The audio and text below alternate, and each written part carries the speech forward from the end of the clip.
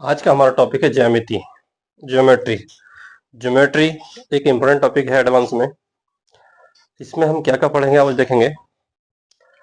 आज हम पता करेंगे इसमें पहला पॉइंट पढ़ेंगे इसमें कोण, और कोण के साथ ही पढ़ेंगे कोणों के प्रकार। दूसरे पॉइंट की बात करें, दूसरा पॉइंट इसमें पढ़ेंगे हम त्रिभुज। त्रिभुज के प्रकार की बात करेंगे। पहला प्रकार कोण के आधार पर। दूसरे टाइप की बात करेंगे भुजाओं के आधार पर। भुजाओं के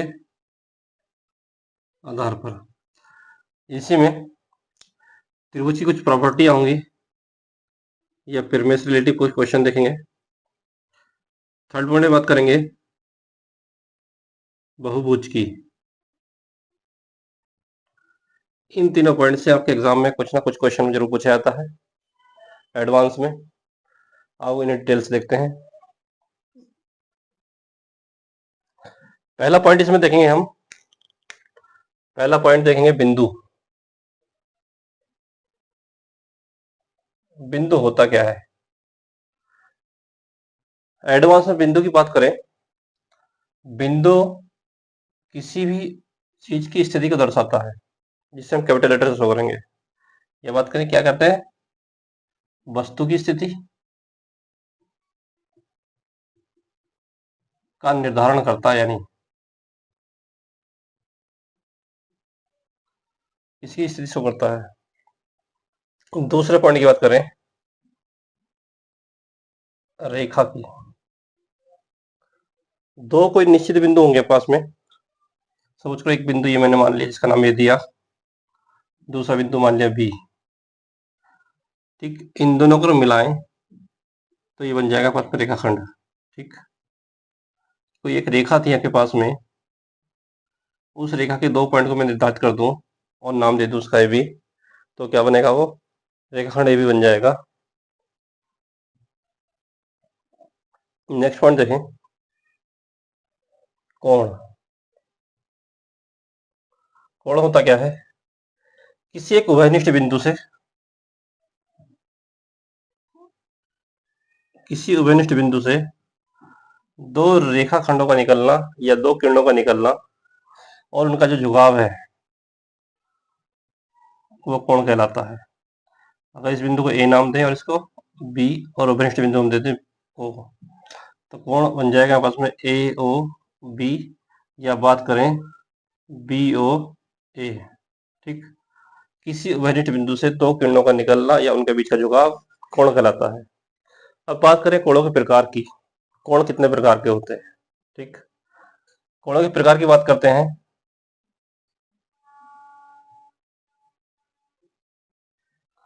पहले बात करें, एक होता शून्य कोण। ठीक, सपोज करिए ये कोई स्ट्रेट लाइन है, इसका बिंदु मैंने दे दिया ए ओ और ए, यानी वो बिंदु जो किसी बिंदु से या ओ पॉइंट से ऊपर उठा ही नहीं है, वो एंगल कितना बनाता है, जीरो बनाता है, जिसे कहते हैं आप शून्य कोण। दूसरा है न्यून कोण। ऐसा एंगल जिसकी वैल्यू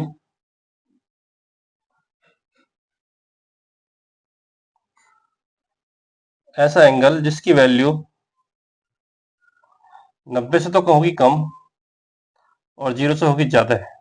ठीक, जैसे मान लीजिए मैंने नाम दे दिया ए ओ बी, ए ओ बी।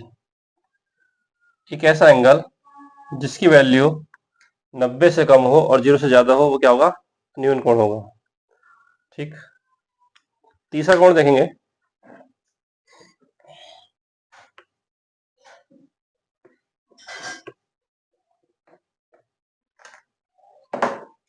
पहला कोण मैंने आपको बताया शून्य कोण। दूसरा बताया न्यून कोण, इसकी वैल्यू 0 और 90 के बीच होगी। नाम देता है ए ओ बी एंगल का। ठीक, तीसरे कोण की बात करें, समकोण, ऐसा एंगल जिसका मान 90 डिग्री हो, ए ओ बी, जिसमें ओ क्या है, 90 डिग्री है। फोर्थ पॉइंट की बात करें, अधिक कोण, वह कोण जिसकी माप 90 से ज्यादा हो और 180 से कम हो, अधिक कोण कहलाएगा। फिफ्थ पॉइंट, सरल कोण या रिजु कोण, ऐसा एंगल जिसकी माप 180 हो, ए ओ बी, या पूरी एक सीधी रेखा दर्शाता हो, वो क्या है, सरल कोण है। नेक्स्ट कोण की बात करें,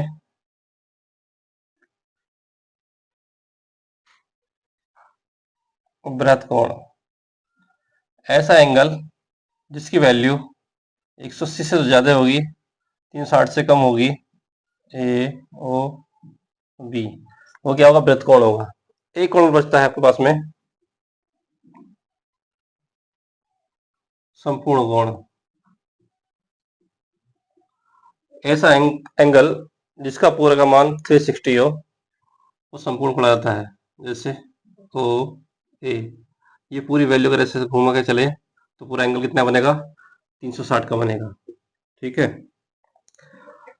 नेक्स्ट, दो कोण आपके पास होते हैं, एक कोटि पूरक और एक संपूरक। एक कोटि पूरक कोण होगा, दूसरा संपूरक कोण होगा। कोटि पूरक कोण में क्या होगा, कोई से भी दो एंगल होंगे, उनका सम 90 डिग्री होगा। जैसे ए ओ बी ओ सी, एक एंगल के पास में ये है और एक ये है, इन दोनों जोड़ कितना होगा, 90 डिग्री होगा। या कहिए angle A O B plus angle B O C equal to 90 degree, कोटि पूरक में। संपूरक में क्या होगा, किन्हीं भी दो एंगल का सम 180 होगा, ए ओ बी और ए सी, तो जोड़ क्या होगा, 180 होगा। यानी angle A O B plus angle B O सी।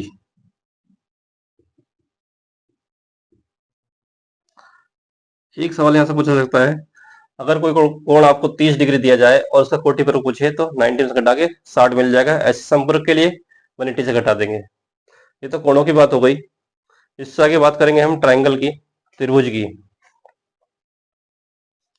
त्रिभुज से पहले एक बात और करते हैं कोणों में। एक कोण देखिए, एक अंतरकोण,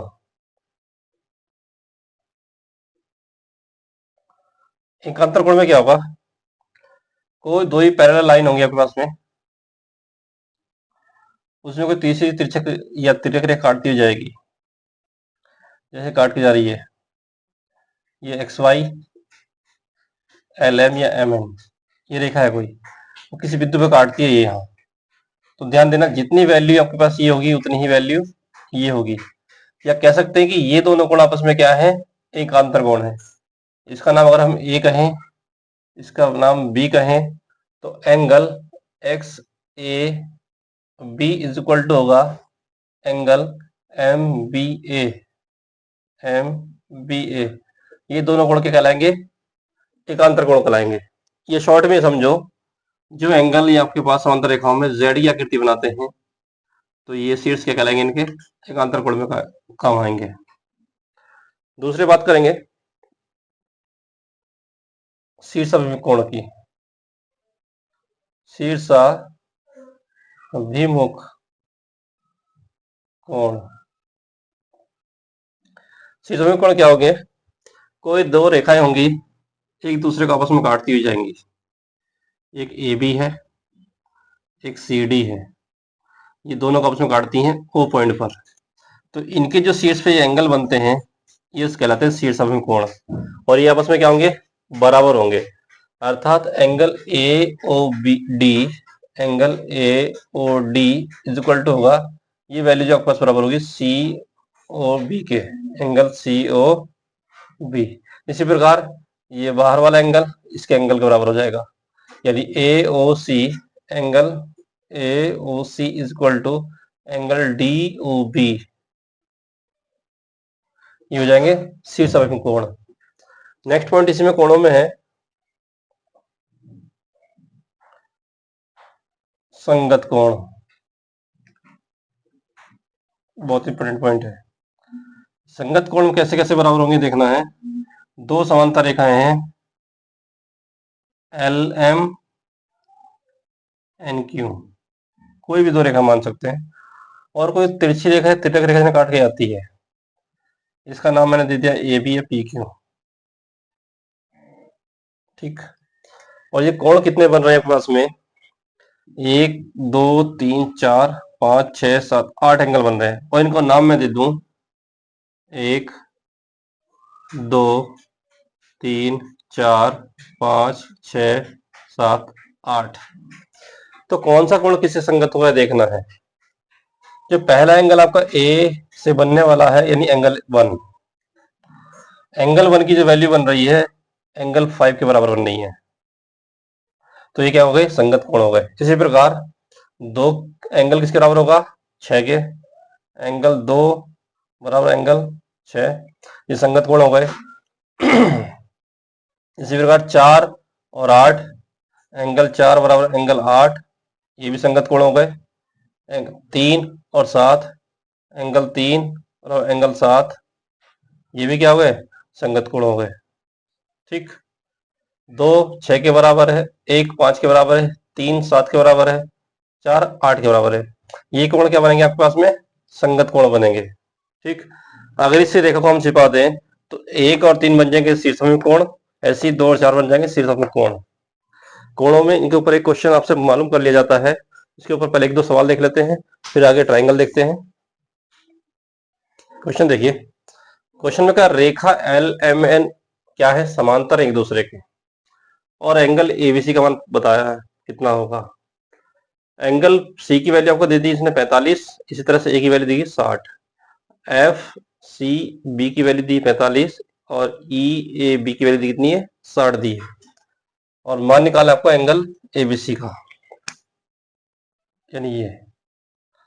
गौर करिए, इस आकृति को देखो, जेड की आकृति बन रही है, तो जितना एंगल ये होगा 45, उतना एंगल कितना होगा, 45 होगा। ये रीजन क्या है, ये क्या है, कितना बनेगा 45, क्योंकि कैसे कोण है ये, एकांतर कोण हो गए।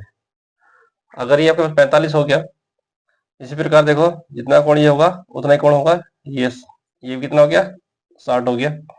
ये कोण क्या है आपस में, एकांतर, ऊपर वाले ये दोनों एकांतर है, ये दोनों एकांतर है, तो एंगल एबीसी का मान कितना हो जाएगा, एबीसी इक्वल टू बात करें तो ये वाली वैल्यू प्लस ये वाली वैल्यू, इन 45 प्लस कितना आ जाएगा 60, जो कितना आ जाएगा 105।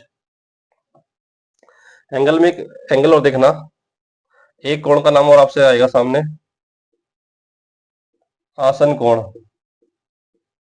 आसन कोण क्या होते हैं, ऐसे कोण जिन दो कोणों में कोई एक भुजा कॉमन हो, ए ओ बी सी, इसमें क्या है, ये ओ बी भुजा जो है ये कॉमन है, जो इसमें भी काउंट होगी और जिसमें भी काउंट होगी। ठीक, तो ये क्या लेंगे, आसन कोण एक दूसरे के। नेक्स्ट देखिए, 3 रेखाएं फिर आपको दी गई हैं, एल एम एन क्या है, समांतर है एक दूसरे के, और आपके अनुपात दिया है बी अनुपात सी, 2:3, बी और सी का अनुपात दिया गया है, ए की वैल्यू आपसे मालूम करी गई है। बहुत आसान है, देखें ये दो समांतर रेखाएं देखते हैं पहले, एल और एम, वो एम और एन, ये वैल्यू के पास सी है, तो इसके संगत कोण ये बनेगा सी, यानी ये भी क्या हो गया, सी हो गया होगा। ठीक, अब बी प्लस सी की वैल्यू कितनी होनी चाहिए, 180, क्योंकि स्ट्रेट लाइन बनाती है, एंगल ये वाला और प्लस ये वाला बनता है 180 का, तो अनुपात दिया 2:3, कितना 3 का। तो b अनुपात c की जो वैल्यू आपको दी गई है 2:3, पहले को हमने 2x मान लिया, दूसरे को 3x मान लिया। ये b का मान, ये c का मान, क्योंकि पूरी स्ट्रेट लाइन है ये, तो दोनों जोड़ कितना हो जाएगा 180 हो जाएगा। 2x plus 3x equal to जाएगा 180, और x की वैल्यू फाइंड करें कितना आएगा 180/5, 5 से काट देंगे इसे, 5 या 15, 5 30, x की वैल्यू आ गई पास में 36 डिग्री। ठीक, जरा गौर करिए, x की वैल्यू कितनी आ गई 36 डिग्री। अगर बात करें हम ABC के मान की, तो B का मान कितना आएगा 2x था, 2 इंटू 36 72 आ जाएगा। और C की बात करें, C equal to 3 into 36, 3 6 18, 3 3 10, 108 degree आ जाएगा C का मान। क्योंकि आपको तो A का मान चाहिए, ध्यान दो, ये कोण एकांतर थे, ऐसे ये कोण क्या होंगे एकांतर होंगे। और जो एंगल यहाँ बनेगा, इन दोनों रेखाओं को देखो तो ये बनेंगे शीर्षसमकोण कोण। जो सी की वैल्यू यहाँ होगी वो शीर्षसमकोण कोण होगी। इसका मतलब क्या होगा, एंगल ए की जो वैल्यू होगी वो एंगल सी के बराबर हो जानी है। यह कितना माना जाएगा सी का 108। तो ए की वैल्यू क्या हो गया आपके पास में 108 डिग्री हो गई। बस सारी प्रॉपर्टी आपको याद होनी चाहिए, एंगल कौन सा क्या होता है। नेक्स्ट क्वेश्चन देखिए, इसमें दो समांतर रेखाएं आपको दी गई है, एक ट्रायंगल दिया गया है और आपसे एक्स की वैल्यू मालूम करी जा रही है कितनी होगी। तो क्वेश्चन को ध्यान से देखिए, ये समांतर दोनों रेखाएं आपस में समांतर है, जितना कोण ये होगा उतना ही कोण ये होगा आपके पास में, ये हो गया 45 डिग्री। और किसी भी ट्राइंगल में जब किसी एक साइड को या एक भुजा को आगे बढ़ाते हैं तो वो कोण बनता है बहिष्कोण, बहिष्कोण कहलाता है। इस बहिष्कोण का मान अंततः दोनों कोणों के योगफल के बराबर होता है। इसी प्रकार देखो बहिष्कोण कितना बनता है आपके पास में 105 डिग्री। तो 105 का मान क्या होगा 45 प्लस एक्स की वैल्यू, 45 प्लस एक्स की वैल्यू 105 के बराबर होगी। और एक्स का मान निकाले यहाँ से 105 माइनस 45, यहाँ पर एक्स इक्वल हो जाएगा 60 डिग्री। तो एंगल ये कितना हो जाएगा आपका इसमें 60 डिग्री हो जाएगा। नेक्स्ट क्वेश्चन देखिए, इसमें दो ट्रायंगल दिए हैं, एक दूसरे इस प्रकार काटते हैं, इसका नाम वो रख लीजिए। आपसे पूछेगा ए और बी की वैल्यू क्या होगी कब, जब ए बी सी का मान दिया आपको 50 डिग्री, ऐसे ही ई और सी का मान दिया 130 डिग्री दिया है। तो ए प्लस बी की वैल्यू आपसे पूछ रहा है क्या होगी। क्वेश्चन ध्यान से देखो, अगर मैं इस ट्रायंगल की बात करूं खाली ए बी सी की, ट्रायंगल एबीसी की बात करें हम, ए बी सी और सी भुजा बढ़ी है डी तक, तो ये बन जाएगा बहिष्कोण। बहिष्कोण बनेगा आपके पास में ये, इस बहिष्कोण की जो वैल्यू होगी इन दोनों कोणों के योगफल के बराबर होगी। अर्थात बात करें तो वैल्यू बनेगी 50 प्लस 1 का मान जो होगा आपके पास में angle A C D, angle A C D के बराबर हो जाएगा। फर्स्ट कंडीशन हो गई ये। दूसरी बात करिए, ये पूरी स्ट्रेट लाइन है एक ई ओ डी वाली, अगर ये 30 है तो ये कितना हो जाएगा ये 50 हो जाएगा। ये कितना है आपके पास में 50, क्योंकि पूरी सरल रेखा है और सरल कोण कितना बनता है 180 का बनता है। 130 घटाएंगे तो 50 बचेगा ये। अब यहाँ देखें, अब इस ट्रायंगल को देखते हैं ओ सी डी में, त्रिभुज ओ सी डी में बात करें तो 50 डिग्री प्लस बी का मान प्लस एंगल ये ओ सी डी वाला, ओ सी डी, ये हो जाएगा 180, क्योंकि त्रिभुज के तीनों कोणों का योग 180 होता है। 50 डिग्री आपको दिया प्लस बी प्लस ये वैल्यू आपको पहले से पता है कितनी है अपनी निकाली आपने 50 plus A, 50 plus A is equal to 180, या ए प्लस बी प्लस 50 50 100 हो जाएगा बराबर 180। जब 100 को इधर जाके माइनस करोगे तो ए प्लस बी का मान आपके पास में आ जाएगा 80 डिग्री। तो दोनों का मान कितना हो गया जोड़ के 80 डिग्री आया।